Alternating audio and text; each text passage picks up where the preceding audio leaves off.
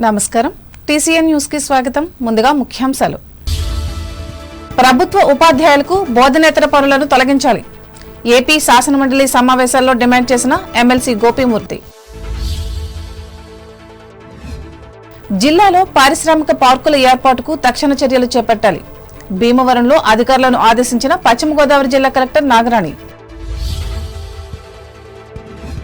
తణుకులో Undrajavaram junction flyover bridge పనులను తక్షణమే పూర్తి చేసి వినియోగంలోకి తేవాలి.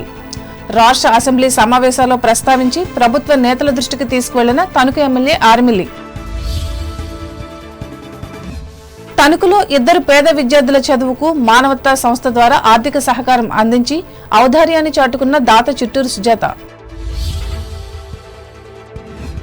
కొత్త రకం మినుము విత్తనాల ప్రయోగాత్మక సాగుకు ఎంపికైన తాడేపల్లిగూడెం మండలం అప్పారావుపేట రైతు సేవా కేంద్రంలో అన్నదాతలకు అందించిన వ్యవసాయ శాస్త్రవేత్తలు.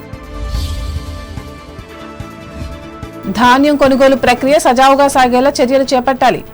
సంబంధిత అధికారులకు సూచించిన అంబేద్కర్ కోనసీమ జిల్లా జాయింట్ కలెక్టర్ నిశాంతి. వాడపల్లి వెంకటేశ్వర స్వామి హుండీల ద్వారా 27 రోజులకు లభించిన 1,49,00,000 ఆదాయం వెల్లడించిన ఆలయ డిప్యూటీ కమిషనర్ చక్రధర్రావు. ఖరీఫ్ సీజన్లో 4 లక్షల మెట్రిక్ టన్నుల ధాన్యం సేకరణ చేసేందుకు ప్రణాళికలు సిద్ధం చేయాలి. ఏలూరు జిల్లా అధికారులకు దిశానిర్దేశం చేసిన కలెక్టర్ వెట్రిసెల్వి. ధిక్కారణ స్వరంతో అంచెలంచెలుగా ఎదిగి సమాజ సేవకు అంకితమైన ప్రముఖ కమ్యూనిస్టు నేత సురవరం జంగారెడ్డిగూడెం సంతాప సభలో స్పష్టం చేసిన సిపిఐ జాతీయ నాయకురాలు వనజ. ప్రభుత్వ పాఠశాలల్లో పనిచేసే ఉపాధ్యాయులకు బోధనేతర పనులు తొలగించాలని ఎమ్మెల్సీ బొర్రా గోపీమూర్తి తెలిపారు. ఆంధ్రప్రదేశ్ రాజధాని అమరావతిలో గురువారం నుండి ప్రారంభమైన శాసనమండలి సమావేశాల్లో ఆయన పాల్గొని మాట్లాడారు. అలాగే ఇతర పథకాల నిర్వహణకు అన్ని పాఠశాలలకు కంప్యూటర్ ఆపరేటర్లను నియమించాలని శాసనమండలి చైర్మన్ కొయ్యే మోషన్ రాజు ద్వారా ప్రభుత్వాన్ని కోరారు. ప్రభుత్వ పాఠశాలలో ప్రభుత్వం వివిధ కారణాల రీత్యా అనేక పథకాలు అమలు చేయడం జరుగుతుంది. వివిధ కార్యకలాపాలు కూడా అమలు చేస్తూ ఉన్నారు.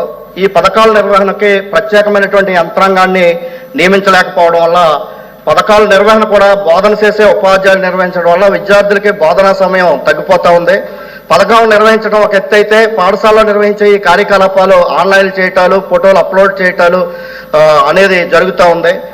యాప్లన్నీ తగ్గించి ఒకే యాప్గా మార్చారు కొత్తగా ప్రభుత్వం వచ్చిన తర్వాత. కానీ అందులోనే 100కు పైగా టైల్స్ ఇవ్వటం కూడా జరిగింది. రెండో వైపు కర్మయోగి, విద్యాశక్తి లాంటి అనేక కార్యక్రమాలతో ఉపాధ్యాయులు సతమతం అవుతున్నటువంటి పరిస్థితి ఉంది. ఈ సంవత్సరం నుంచి విద్యా రంగంలో పరీక్షా మూల్యాంకాన్ని క్లిష్టతరం చేసి ఒక రోజులో పరీక్ష పెట్టి పేపర్లు దిద్దే పరిస్థితి నుంచి ఆ పుస్తకాల రూపంలో పెట్టడం వల్ల ఆ మూల్యాంకనం 10 నుంచి 15 రోజులు దాంతోటే కుస్తీ పట్టి బోధనకి దూరం అవుతున్నటువంటి పరిస్థితి ఉంది.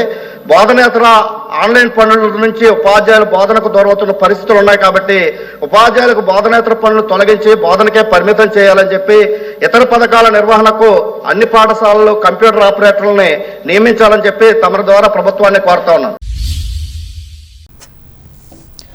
జిల్లాలో పారిశ్రామిక పార్కుల ఏర్పాటుకు యుద్ధ ప్రాతిపదికన తగిన చర్యలు చేపట్టాలని జిల్లా కలెక్టర్ చదలవాడ నాగరాణి తెలిపారు. పశ్చిమ గోదావరి జిల్లా కేంద్రమైన భీమవరం కలెక్టరేట్లో పరిశ్రమలు, నైపుణ్యాభివృద్ధి సంస్థ, పర్యాటకం తదితర శాఖల అధికారులతో గురువారం నిర్వహించిన సమీక్షా సమావేశంలో ఆమె పాల్గొని మాట్లాడారు. జిల్లాలో ఈ పార్కుల ఏర్పాటుకు వివిధ వర్గాలను సమాయత్తపరచడంతో పాటు ప్రోత్సహించే దిశగా చర్యలు చేపట్టాలని ఆదేశించారు. కొత్తవి ఏర్పాటుకు సన్నాహక చర్యలు చేపట్టాలని అన్నారు. జిల్లా అన్ని రంగాల్లో అభివృద్ధి చెందినప్పుడే స్థిరమైన వృద్ధి రేటు సాధించగలమని అన్నారు.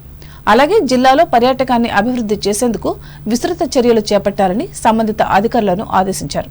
ఈ సమావేశంలో జిల్లా పరిశ్రమల శాఖ అధికారి యు మంగపతిరావు, జిల్లా నైపుణ్యాభివృద్ధి అధికారి ఎన్ లోకమాన్, జిల్లా పర్యాటక శాఖ అధికారి ఏవి అప్పారావు, ఉండి ఐటీఐ ప్రిన్సిపల్ ఆనంద్ వేణుగోపాల్ పాల్గొన్నారు.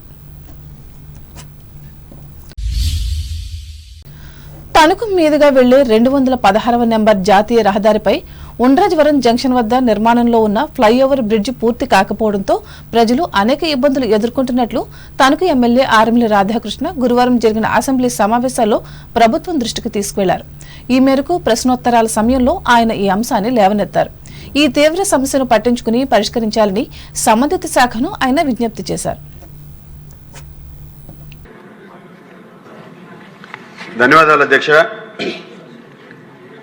తణుకు పట్టణం గుండా వెళ్ళేటటువంటి 216 జాతీయ రహదారి మీద ఉండ్రాజవరం జంక్షన్లో నిర్మిస్తున్నటువంటి ఫ్లైఓవర్కి సంబంధించి పనులన్నీ కూడా గత 4 సంవత్సరాలు అవుతుంది అధ్యక్ష మొదలుపెట్టి ఇప్పటి వరకు కనీసం 60% కూడా కంప్లీట్ చేయలేదు అధ్యక్ష.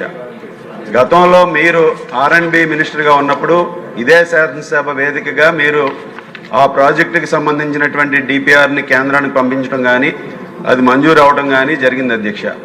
కానీ ఈరోజు అక్కడ కాంట్రాక్టర్ నిర్లక్ష్యం వలన దాని పనులు ఎక్కడా కూడా ముందుకు సాగట్లా. ముఖ్యంగా సర్వీస్ రోడ్లు 2 పక్కలలా కూడా పూర్తిగా పాడైపోయి వర్షం వస్తే బురదమయం అధ్యక్ష, ఎండ వస్తే దుమ్ము అధ్యక్ష. ఈ విధంగా అక్కడ పరిస్థితి ఉంది. వర్షం పడినప్పుడల్లా ఏదో ఒక ప్రమాదం జరిగి ఇటీవల 2 మరణించడం జరిగింది అధ్యక్ష. కాంట్రాక్టర్లతో అనేక సార్లు మాట్లాడాం అధ్యక్ష, NHAI అధికారులతో మాట్లాడాం అధ్యక్ష. ఇదిగో చేస్తున్నాం అదిగో చేస్తున్నాం అంటున్నారు అధ్యక్ష. ఈ సంవత్సరంన్నర నుంచి కూడా వాళ్ళు టైం డ్రాగ్ చేస్తున్నారు అధ్యక్ష. కానీ అక్కడ పనులు మాత్రం ఎక్కడ వేసిన గొంగలు అక్కడే ఉంది అధ్యక్ష. దాన్ని ముందుకు సాగే విధంగా అధికారులు కఠినమైనటువంటి చర్యలు తీసుకుని అక్కడ కాంట్రాక్టర్ మీద దాని మీద పనులు జరిగే విధంగా చేయాలి అధ్యక్ష. ముఖ్యంగా సర్వీస్ రోడ్లకి సంబంధించి అక్కడ NHAI అధికారులు గత 6 నెలలుగా రిస్క్ దాంట్లో చేస్తున్నాం, మరలా రీటెండర్స్ పిలుస్తున్నాం అని చెప్తున్నారు అధ్యక్ష. కానీ ఈ రోజు వరకు కూడా ఆ టెండర్ల ప్రక్రియ కూడా పూర్తి అవ్వలేదు. ఈరోజు అది ఈస్ట్ గోదావరికి అదేవిధంగా ఇటు రాజమండ్రి వైపు వెళ్ళే దారికి జాతీయ రహదారి అధ్యక్ష. అలాగే పాలకొల్లు నరసాపురం వెళ్ళడానికి కూడా అదే మెయిన్ రహదారి అధ్యక్ష. దీని మీద తక్షణం చర్యలు తీసుకుని ఆ పనులు ముఖ్యంగా సర్వీస్ రోడ్లని ఒకవేళ అక్కడ ROB లేట్ అయినా సర్వీస్ రోడ్లను పూర్తిగా పునర్నిర్మాణం చేసే విధంగా చర్యలు తీసుకోవాలని మీ ద్వారా తెలియజేసుకుంటున్నాను అధ్యక్ష. అదేవిధంగా తేతలి వై జంక్షన్ దగ్గర ఉన్నటువంటి ఫ్లైఓవర్ నిర్మాణ పనులు కూడా ప్రారంభించే విధంగా కూడా అధికారులు చర్యలు తీసుకోవాలని మీ ద్వారా తెలియజేసుకుంటున్నాను అధ్యక్ష. ధన్యవాదాలు. మున్సిపల్ పారిశుద్ధ్య కార్మికుల న్యాయమైన సమస్యలను పరిష్కరించాలని కోరుతూ తణుకు పురపాలక సంఘ కార్యాలయం ముందు CITUకు చెందిన సంబంధిత కార్యకర్తలు గురువారం ధర్నా నిర్వహించి నినాదాలు ఇచ్చారు. కార్మికులందరినీ పర్మనెంట్ చేయాలని, 12వ PRC కమిటీ వేయాలని, అందరికీ సంక్షేమ పథకాలు అమలు చేయాలని, 17 రోజుల సమ్మెకాలం ఒప్పందాలకు జీవోలను విడుదల చేయాలని, పర్మనెంట్ కార్మికులకు సరెండర్ లీవులు ఇవ్వాలని, DA బకాయిలను చెల్లించాలని డిమాండ్ చేస్తూ అధికారులకు వినతిపత్రం అందజేశారు. ఈ కార్యక్రమంలో సంస్థ జిల్లా కార్యదర్శి PV Pratap, employees union federation జిల్లా కార్యదర్శి ధనాల వెంకట్రావు, నాయకులు అడ్డగర్ల అజయ్ కుమారి, నీలాపు ఆదినారాయణ బాబు, అర్జీ కృష్ణబాబు, P జ్యోతిబాబు, ఏలూరు వెంకటలక్ష్మి, T రామలక్ష్మిలు పాల్గొన్నారు.